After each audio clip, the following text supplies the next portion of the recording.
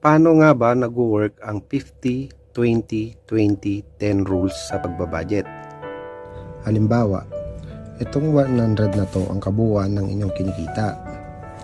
Kung kukunin mo ang 50% nito o yung $50, ito yung maaari mong ilaan para sa inyong mga expenses, pagkain, pamasahe, gastusin sa bahay, at iba pa.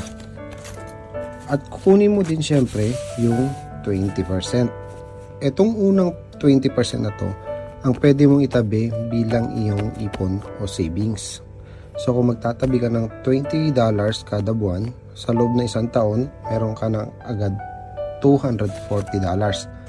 At yung natitira pang isang 20% o $20, ito naman yung maaari mong gamitin para sa inyong mga gusto o wants, shopping, kain sa labas, etc. At yung natitira na 10% o yung $10, ibalik natin kay Lord para dumami.